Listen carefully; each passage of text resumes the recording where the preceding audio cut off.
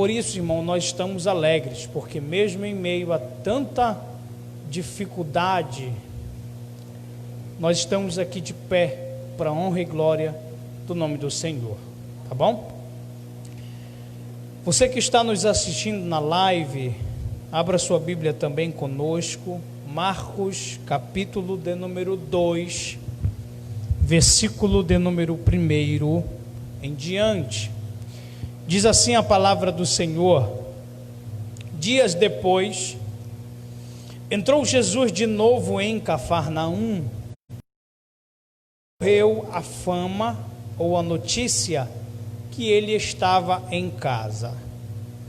Muitos afluíram para ali, tanto que nem mesmo junto à porta eles achavam lugar, e anunciava-lhes a palavra. Glória a Deus. Queridos santos de Deus, redobre sua atenção para cá. Vamos juntos meditar sobre o que Deus quer falar conosco essa noite.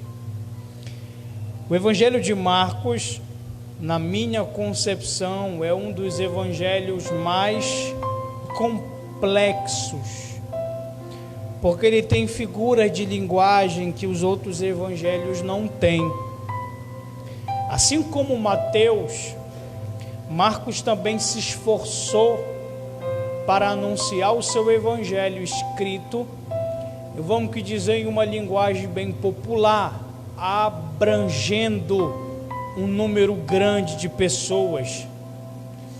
E isso reflete sobre o texto ao qual nós lemos, porque as expressões que Marcos nos descreve que são interessantes. Exemplo: dias depois entrou Jesus de novo em Cafarnaum, e logo ocorreu a fama que ele estava em casa. Perceba que é uma linguagem muito íntima. Tem pessoas que arriscam dizer que Jesus teve casa e construiu casa por ser carpinteiro em Cafarnaum. Então, o ambiente geográfico em que nós estamos nesse momento fala de intimidade. Está nos relatando algo que era corriqueiro, e sempre que acontecia, sempre que possível, era muito intenso, muito íntimo. Você vai perceber, irmãos, que no momento em que eles descobrem que Jesus está sobre a cidade, na cidade, no momento em que eles descobrem que Jesus está realizando um culto em Cafarnaum, inúmeras pessoas se direcionam à casa para ouvir as palavras que saíam do coração de Jesus. Olhe para mim, para você entender. Jesus, além de ser uma figura importantíssima naquele contexto, Jesus, ele era querido por todos aqueles que estavam naquele momento. Jesus, ele era alguém um tanto simpático, mas um tanto direto. E é interessante, irmãos, porque o evangelho, ele é isso. O evangelho, ele machuca, ele abre feridas, mas em contrapartida, enquanto ele está machucando, ele sara, ele cura, ele reestabelece. O evangelho tem essa capacidade.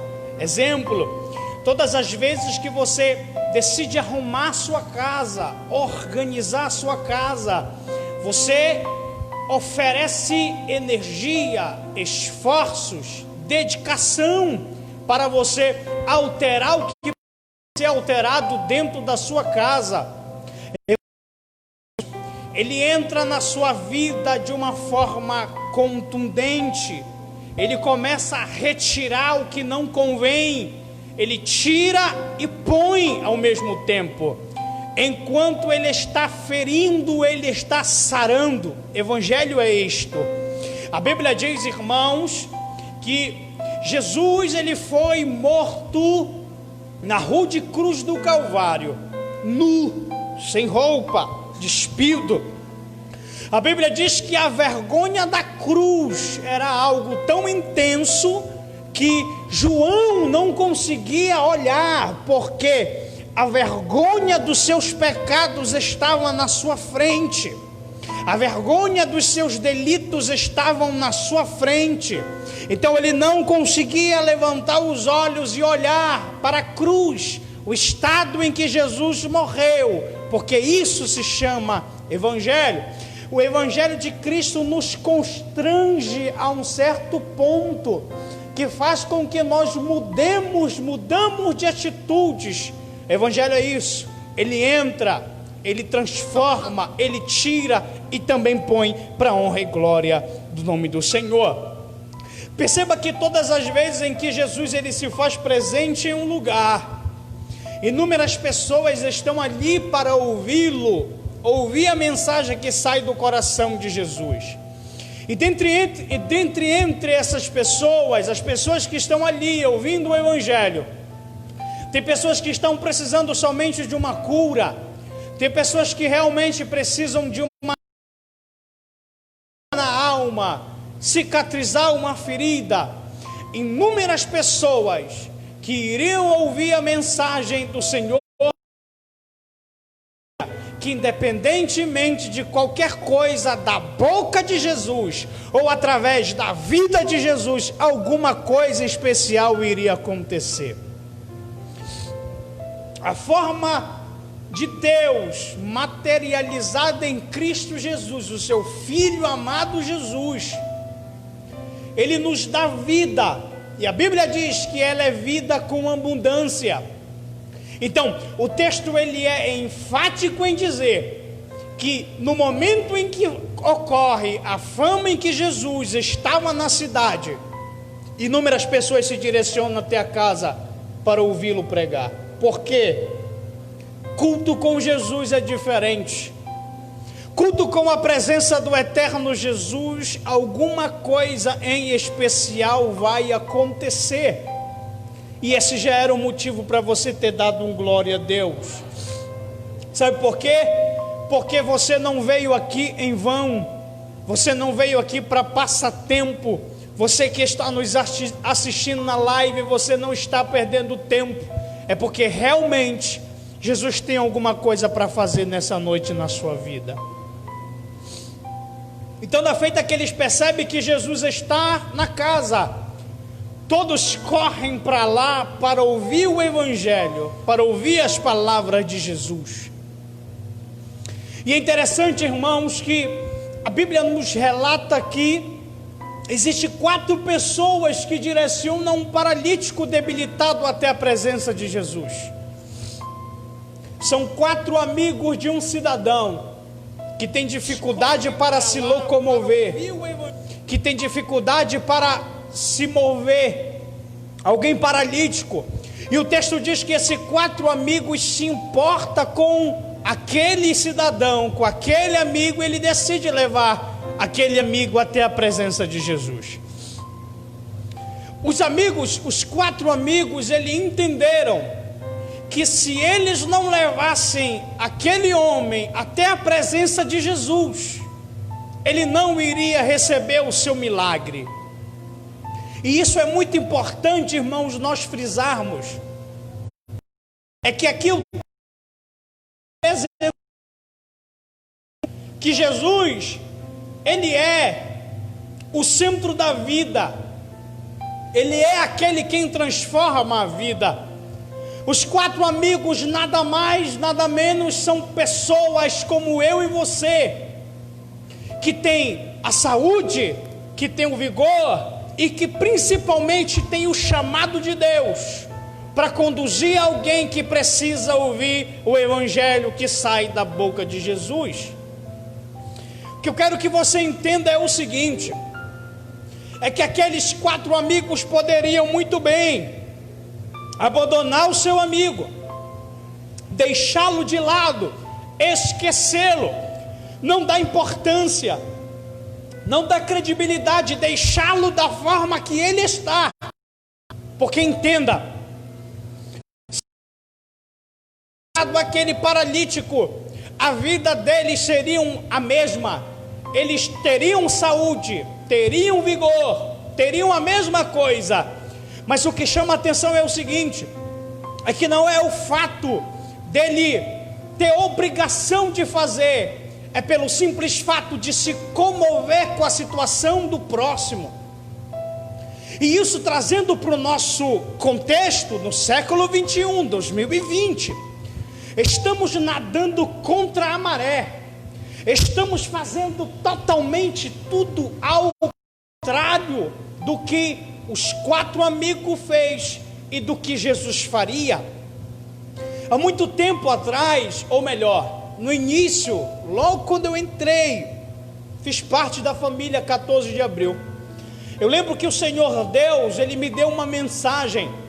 Essa mensagem falava sobre mordomia cristã. Mordomia cristã, irmãos, nada mais, nada menos, é você servir. Você é o mordomo das boas novas. Você serve aquilo que você tem de melhor. Mas eu abro um parêntese ou uma nota de rodapé para você entender algo muito profundo. Evangelho nada mais nada menos é do que um mendigo mostrando para outro mendigo aonde tem comida. Eu e você não passamos de pessoas que não era para estar aqui. Eu e você passamos de pessoas que não era para estar da forma que nós estamos aqui. Mas a Bíblia diz que um dia o véu do templo se rasgou ao meio e foi de cima para baixo, para ninguém dizer que alguém rasgou pela ponta de baixo. Hoje a graça está sobre nós. Se nós estamos aqui é porque um dia Jesus morreu, ressuscitou, nos deu passaporte garantido para morar no céu. Nós estamos aqui absolutamente pela graça. Pela graça sois salvo. A grande questão é, a mordomia cristã, ela se encaixa nas ofertas, no que você tem de melhor para oferecer, aquele que também um dia se encontrou na mesma situação aonde você estava. Evangelho é isso. Evangelho é você mostrar o caminho para alguém que precisa sorrir. Evangelho é você mostrar a rota perfeita para ele, mesmo em meio à dificuldade. Ele está passando pelo vale da sombra e da morte, mas ele não vai temer, porque a vara e o cajado do Senhor nos consola. Evangelho é isso. Evangelho é você mostrar para um faminto onde tem comida. Esses 4 amigos estão nos dando lições importantíssimas, que estamos deixando de pôr em práticas. Exemplo, a Bíblia diz,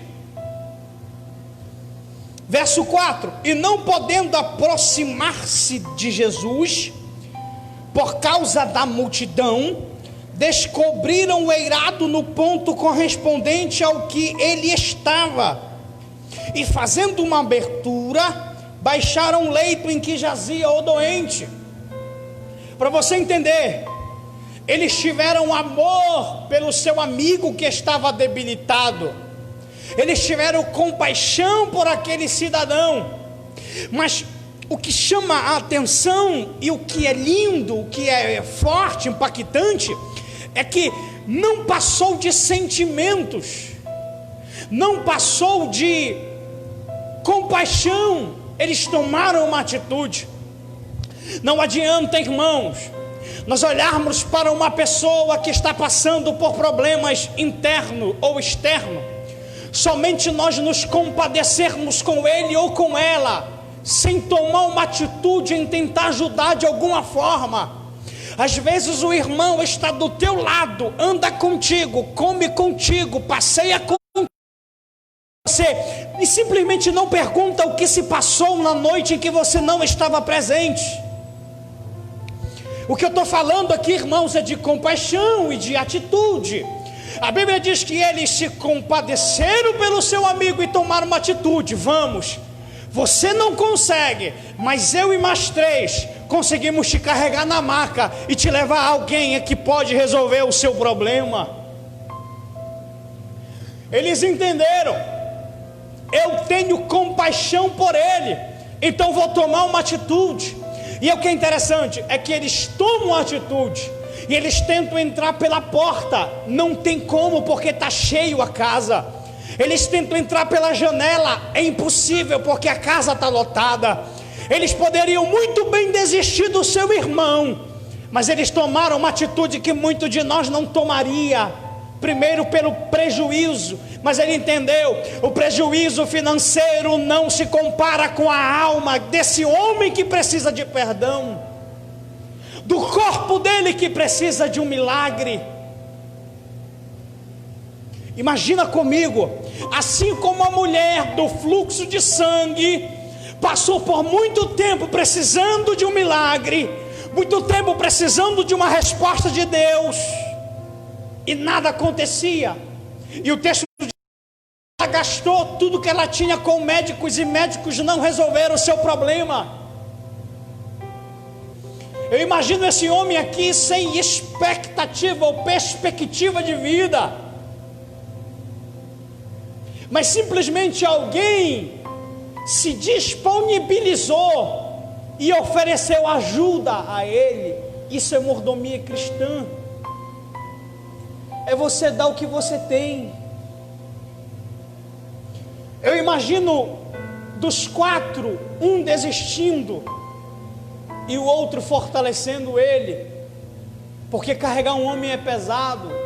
A Bíblia diz: é melhor 2 do que 1, porque se um cair o outro levanta. É um ajudando o outro e direcionando quem precisa até o milagre. Assim como esse homem que precisou de um milagre, que precisou de ajuda, a mulher do fluxo de sangue também estava separada porque ela era impura, mas a Bíblia diz que alguém teve coragem de chegar até onde ela estava e gritou: ei, Jesus, aquele que cura e salva, está passando pela cidade. Já pararam para pensar nisso? O quanto isso é importante no contexto. Precisamos ter compaixão por aqueles que precisam de um milagre, e precisamos demonstrar atitude por aqueles que não têm forças. Conversando com o Eric e Fernando, acho que muitos conhecem, há muito tempo atrás, quando eu me congregava no templo, eles faziam os cultos evangelísticos, os cultos nas bocas de fumo, nos bordéis, no garimpo, porque o que lá impera é ouro e prostituição. O camarada passa o dia todo garimpando, quando sai com a pepita já gasta com mulher, com prostituição. E um dos cultos evangelísticos, ele contando isso em uma vigília que nós estávamos pregando juntos, o que ele contou me despedaçou por dentro de uma certa forma, que eu fiquei muito triste durante muito tempo, remoendo. E ele disse assim: nós um dia estava pregando em um bordel, e o agente de Deus foi perfeito, a unção desceu, pessoas foram batizadas no Espírito Santo, e de manhã cedo as ex-prostitutas estavam tomando café que a igreja disponibilizou. Aí todo mundo alegre, todo mundo feliz. Aí ele percebeu que tinha uma de cabeça baixa, e ele perguntou o que ela tinha, sendo que alguns segundos atrás ela estava perfeita, estava sorridente, contente, alegre, e agora ela está com o semblante caído e o rosto baixo, cabisbaixo. E ela disse: pastor, é que simplesmente a realidade caiu, foi tudo muito lindo, eu conheci Jesus, Jesus transformou minha vida, Jesus me batizou no Espírito Santo e com fogo, eu tenho o sonho de ser uma cantora, de pregadora, mas e aí? Eu vivo de prostituição, como é que eu faço para me sustentar? E meu filho que está em casa esperando o pão de cada dia. São investimentos que nós não fazemos, preferimos criar inúmeros outros meios. É um assunto delicado que é muito complexo falar dele. Mas o que nós precisamos entender é o seguinte: é que tem pessoas que precisam ouvir de Jesus, pessoas que estão com fome, que precisam ouvir um Jesus te ama. Mas um Jesus te ama não enche barriga. Precisamos também entregar sopa, dar alimento, cuidar de quem precisa, oferecer teto, oferecer abrigo. Isto é evangelho, mordomia cristã. A Bíblia diz que quando os discípulos, os seus amigos levaram o paralítico, eles abriram um buraco no meio do telhado, desceram o paralítico. Jesus olhou para a vida dos amigos e disse: através da fé de vocês, perdoados estão os pecados deste homem. Aí os fariseus questionam: porque você dizer que está perdoado um pecado é fácil, porque você não sabe se foi perdoado ou não. Aí eles questionaram: dizer que foi perdoado é fácil, eu quero ver, pedir para ele levantar do leito. Jesus questiona, Jesus dá uma ripada e diz: beleza, então pronto, levanta e anda. O grande X da questão do evangelho: Jesus não veio para curar ninguém. A cura física é uma consequência do seu amor. A vinda de Jesus Cristo na terra foi exclusivamente para nos livrar da condenação do inferno, de nos levar até o céu. Quando Cristo diz: perdoados estão os teus pecados, Jesus está dizendo, em primeiro lugar, é mais importante a tua alma do que o telhado que foi quebrado de física. Perdoados estão os teus pecados. E a consequência do meu amor a consequência da atitude dos seus amigos levanta e anda, porque o teu milagre chegou para ti também. Isso é evangelho. Jesus me trouxe aqui, irmãos, só para te dizer uma coisa, lembrá-los de que o que está escrito na Bíblia: o amor de muitos esfriarão. Você sabe, uma das coisas, eu estava refletindo sobre a pandemia em si, sobre a situação em que nós estamos vivendo. Inclusive em uma live atrás eu falei muito sobre isso, sobre as consequências e o que nos restou em relação à pandemia. Uma das coisas, irmãos, eu acredito piamente que tudo isso que aconteceu foi vontade de Deus. Vou te dizer o porquê: para fazer com que nós nunca esquecemos quem um dia nós fomos e quem um dia alguém nos chamou.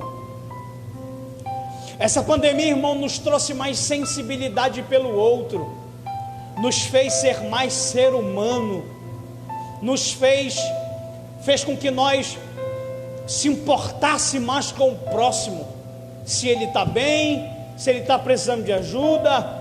Eu vi pessoas se mobilizando, entregando cesta básica, entregando alimento, entregando sopa, oferecendo trabalho. Isso fez com que o mundo se unisse em um só propósito. Nunca se esqueça de quem te chamou e principalmente de que maneira ele te chamou. Jesus te chamou para ser crente no seu trabalho. Jesus te chamou para ser crente na sua escola. Jesus te chamou para ser crente. É você quem Jesus quer usar. É você quem vai ser um porta-voz do evangelho aqui na terra. Mas para isso nós precisamos entender que nós precisamos nos colocar no lugar do outro. Também sente dor, o outro também chora, o outro também se desespera. Muitos queriam estar aqui como você, ou que está nos assistindo na live, está com o coração tranquilo, em um lugar confortável, reunido, por mais que sejam um número bem pouco, mas muitos não suportaram essa doença e morreram. Muitos familiares, muitas pessoas perderam familiares. Se nós estamos aqui é porque Jesus decidiu que o nosso momento não chegou. Para encerrar, irmãos, eu sei que todos devem saber dessa notícia, para quem a conhecia. Há uns dias atrás nós fomos pegos de surpresa com a morte da irmã, eu esqueci o nome dela, fugiu agora, Fabiana Anastácio. Fabiana Anastácio, eu tive o privilégio de conhecê-la em Imperatriz, no Maranhão. Pregamos, ela cantou e eu preguei no mesmo evento. Um amor de pessoa. A gente olha, tem tantas pessoas ruins no mundo, e Deus decide levar aquela pessoa que simplesmente era um amor de pessoa, para quem teve o privilégio de conhecê-la. Mas sabe por quê, irmãos? É porque chegou o tempo de Deus colher a sua rosa. E isso é tão lindo que passa desapercebido. Sabe o que isso significa? É que independentemente de qualquer coisa, Jesus está no controle. Ele sabe o momento certo, a hora certa de agir. Com você, irmãos, eu quero fazer com que vocês nunca esqueçam que Jesus te chamou para ser sal da terra, luz do mundo, para ser igreja aqui na terra. Devemos pregar tempo em fora de tempo. E a Bíblia diz que nós devemos pregar durante o dia, porque à noite não tem como trabalhar. A gente não sabe o dia nem a hora, mas Jesus está voltando, e naquele grande dia Ele vai perguntar: o que tu fizeste com o que eu te entreguei? Que nós possamos trabalhar cada vez mais para o Senhor, fazendo com que nós nos tornemos pessoas melhores e conduzimos o maior número possível de pessoas para o reino dos céus. Através da vida daquele homem, o seu amigo foi curado e os pecados dele foram perdoados para a honra e glória do nome do Senhor. Que nós possamos olhar para esses amigos e tomar as mesmas atitudes que esses amigos tomaram em relação a quem ele tanto gostava.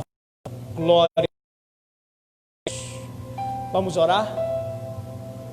Fique de pé. Você que está na sua casa, fique à vontade. Só quero orar com vocês essa noite. Nós vamos encerrar, né? Tem alguma notícia? Tem alguma informação? Perfeito. Vamos orar. Logo após o nosso irmão vai estar dando as considerações finais. Santo Deus e Pai que estás no céu, te agradecemos, Senhor, pela noite de hoje, Pai. Senhor, nós ouvimos a Tua voz neste lugar. Eu senti a Tua presença neste lugar, Senhor, e sei que Tu falou conosco neste lugar. Senhor, o meu pedido essa noite é, Pai, que nós possamos nunca esquecer do porquê que nós fomos chamados, Senhor. No labutar do nosso dia, na correria do nosso dia, que nós não possamos esquecer disso. Pai querido, Deus eterno, faz com que a chama do Teu Evangelho cresça novamente, se um dia foi apagado em nosso coração, que possa crescer e reacender para a honra e glória do Teu nome. Deus, eu te peço, coloca pessoas sedentas no caminho dos Teus filhos, para que nós possamos ter a oportunidade de pregar o Teu Evangelho. Senhor, nos dê coragem, força e ânimo para conduzir o maior número de pessoas para o reino dos céus. Pai, ser conosco, não só hoje, mas eternamente, em nome de Jesus. Amém e amém. Aleluia, que palavra abençoada nesta noite, né, aos nossos corações. Pode sentar só mais um minutinho, nós já vamos encerrar, né? Deus falou conosco neste lugar. Creio que você que está em casa também recebeu uma palavra abençoada para o seu coração. Só dando os anúncios, né, dessa semana, aliás, desse final de semana, né?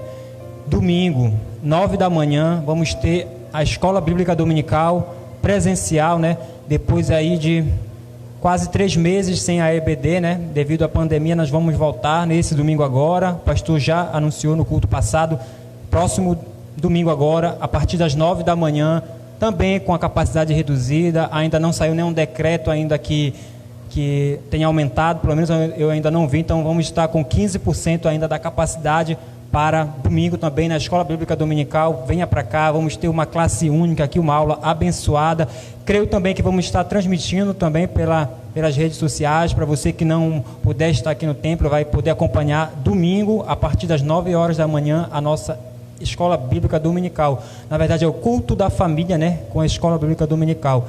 E à noite vamos estar no mesmo sistema, 2 cultos, às 18 horas e o outro culto às 19. Você que quiser participar, você que está nos assistindo, entre em contato conosco, garanta o seu lugar neste culto, porque não podemos ultrapassar o limite que é permitido pelas autoridades, né? Então, você que quiser participar, pode entrar pelo contato pelo nosso PV aqui, né, da nossa mídia social. Você quiser vir para o templo, mande sua mensagem dizendo que se você quiser vir no culto das 18 ou das 19. Os irmãos que estão aqui no templo também, é preciso ter essa confirmação. Entre em contato com a Daniela, com a Laísa, né, que estavam organizando semana passada. Então, entre em contato com elas para informar que você vem ao templo, porque não podemos exceder a capacidade máxima de pessoas no momento. Então, confirme se você vem no culto das 18 ou das 19, para que elas possam colocar na lista. Então, era esses anúncios que eu tinha para dar esta noite. Que Deus possa abençoar a sua vida grandemente. Pastor Lucas vai estar fazendo a oração final, nos dando a bênção apostólica, e logo após o Elvis encerra com uma canção abençoada para as nossas vidas. Aleluia. Feche seus olhos. Santo Deus e Pai que estás no céu, te agradecemos, Senhor, pela noite de hoje, pela Tua palavra, pela reunião. Senhor, meu coração está muito alegre, o Senhor sabe disso, porque eu sei, Senhor, que as coisas estão voltando ao normal para a honra e glória do Teu nome. Pai, eu te peço essa noite, Senhor, leva-nos contigo, Pai. Se não fores o momento certo, permaneça conosco, Senhor. Assim como o Senhor segurou nas mãos de Elias no deserto, segure na nossa. Pai, eu te peço, em momento algum não nos deixe, porque nós precisamos do Teu abrigo, do Teu consolo. Ser conosco, Pai, dando a nós um resto de noite abençoado para a honra e glória do Teu santo nome, com as mãos levantadas, que a graça e a alegria, o amor de Deus nosso Pai, a consolação, o amor do Espírito Santo seja com você, com a sua casa, com a sua família.